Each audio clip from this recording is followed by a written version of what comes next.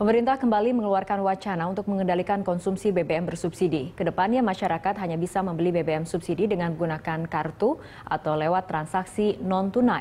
Bagaimana pemerintah akan menjalankan rencana ini? Kami akan membahasnya bersama Wakil Menteri Energi dan Sumber Daya Mineral, Bapak Susilo Siswo Utomo.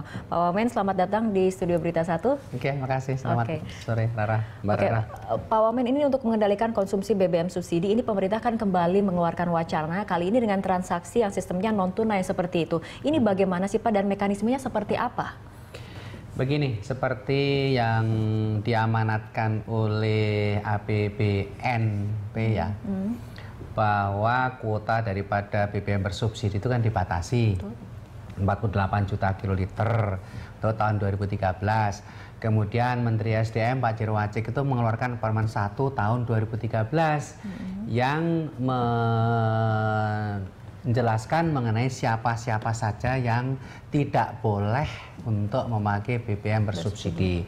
Nah, selama ini keluhan masyarakat dan keluhan kita semua bahwa BBM bersubsidi itu tidak tepat sasaran karena masalah pengendaliannya. Oleh karena itu, pengendalian yang sekarang dan pengawasan yang dilakukan oleh BPH, Badan Pengatur, BPH Migas, kemudian bersama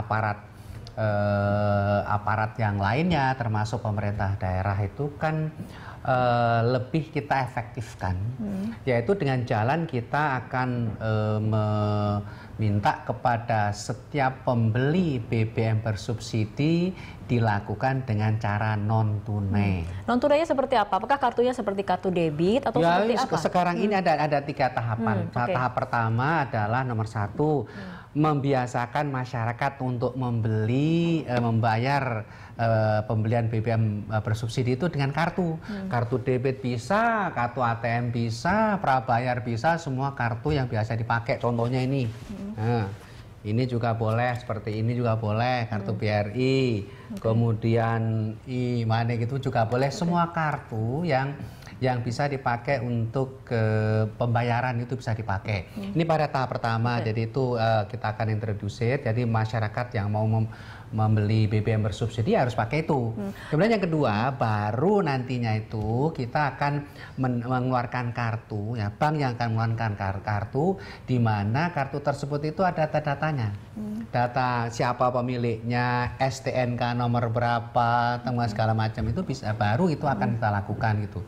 Supaya apa? Supaya kita bisa mengontrol masing-masing kendaraan itu nantinya itu makainya berapa.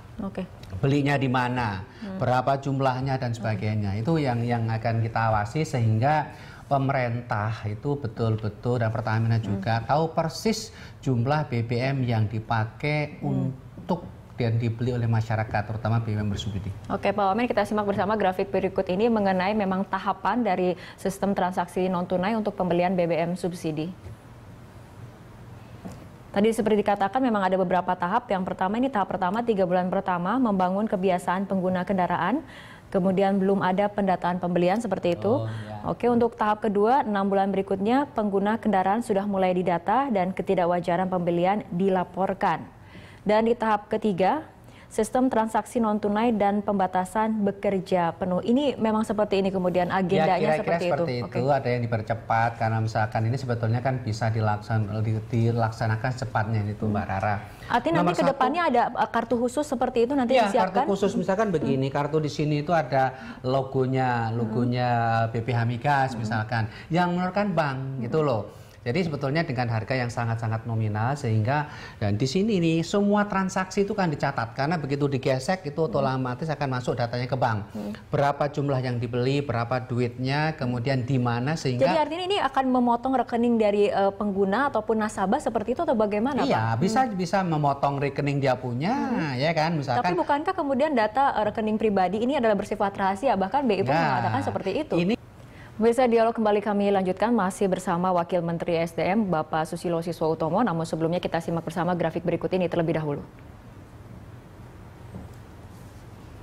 Adalah pernyataan dari Menko Perekonomian Hatta Rajasa yang mengatakan, saya belum dapat laporan apapun dari Pertamina, RFID harus jalan, saya belum dapat laporan soal itu mengenai beli BBM non-tunai.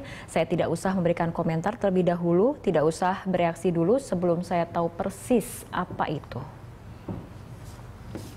Pak Wamen, bagaimana ini tanggapannya? Bahkan Pak Hatta Rajasa, seorang Menko Perekonomian, mengaku tidak tahu mengenai hal ini. Sebetulnya wacana yang kita sampaikan ini sudah kita juga secara tidak langsung kita wacanakan. Yang jelas pembelian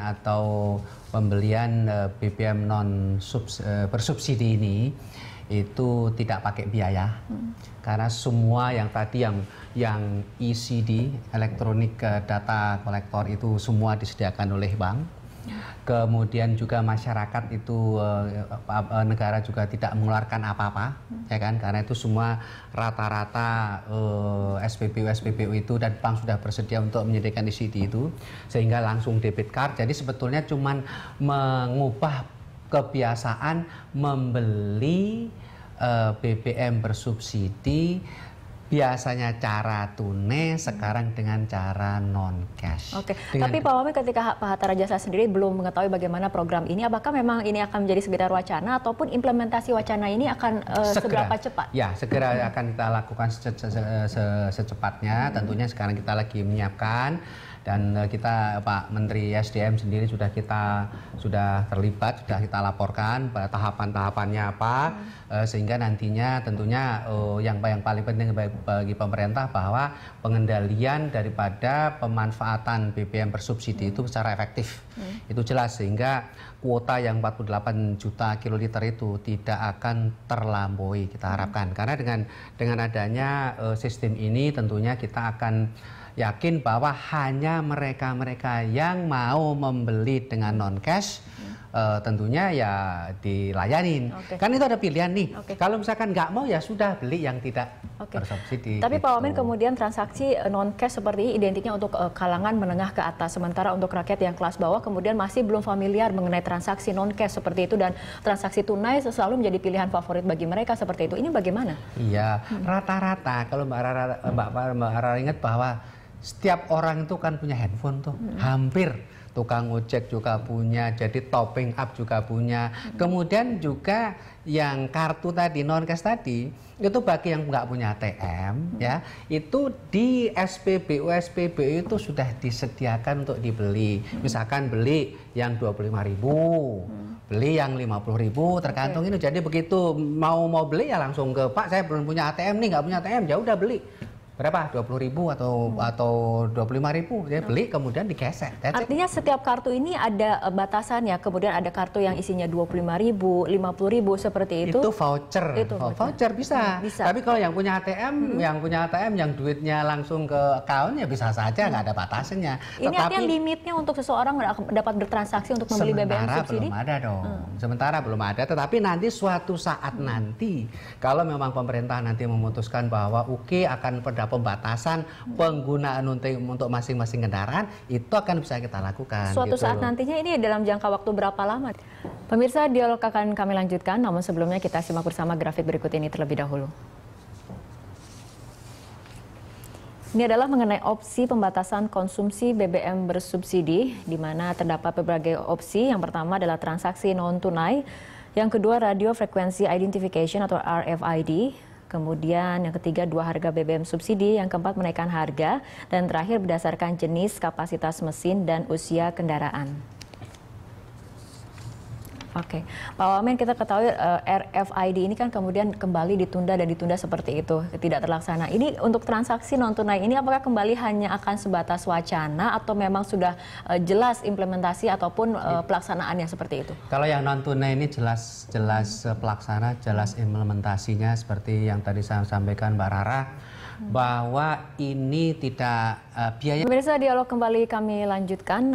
Pak Wamen, ini mengenai kebijakan ini kemudian banyak yang mengkritisi bahwa kebijakan ini seolah menyuruh rakyat miskin untuk tidak membeli BBM subsidi seperti itu, justru dan si kaya diberikan keringanan untuk membeli BBM subsidi. Gimana caranya melarang orang itu cuman merubah yang biasanya beli pakai cash, kemudian dibeli dengan kartu. Mungkin kartunya yang tidak punya kartu langsung bisa beli di SPBU. Itu Kemudian nantinya kalau sudah akhir kita akan dikeluarkan oleh bank ya kartu khusus mengenai BBM bersubsidi.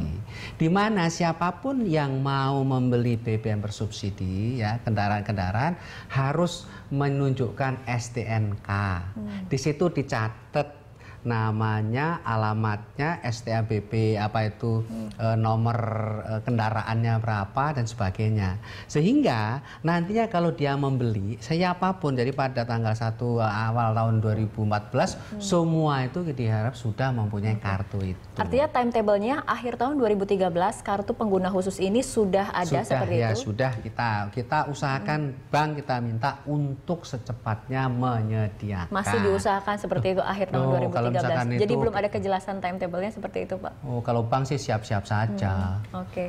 Siap-siap saja. Bank itu sudah siap karena itu kan sudah di seluruh Indonesia itu kan ATM itu kan bisa digesek-gesek sampai desa pun, di desa pun juga bisa gitu loh. Jadi nggak ada kaitannya orang kaya dan miskin karena itu cuman mengganti saja. Cuman suatu saat nantinya itu setelah kartu itu kita dikeluarkan dengan biaya yang sangat nominal, itu nanti begitu dia menggesek itu langsung keluar di ini pembayarannya itu namanya kita tahu, volume yang dibeli saat itu kita tahu, kemudian juga alamat segala macam tahu. Itu kita pakai sehingga pemerintah itu mempunyai database untuk seluruh pengguna BBM bersubsidi. Dan di awal 2014 itu kemudian ada data apabila transaksinya kemudian di luar batas kewajaran kemudian akan dilaporkan seperti itu. Iya, yang kita akan melakukan bukan dilaporkan, ini kan BPH Migas itu.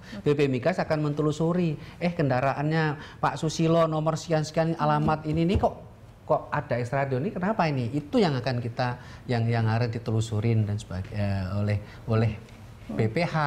Kemudian kalau terjadi irregularitas ya dilaporkan. Kalau perlu nanti ya diproses gitu loh. Proses ataupun sanksinya nanti akan seperti apa jika terjadi transaksi di luar batas kalau misalkan kewajaran? terjadi penyalahgunaan apa itu BBM nimbun segala macam kan nimbun kemudian dijual ke tempat lain kemudian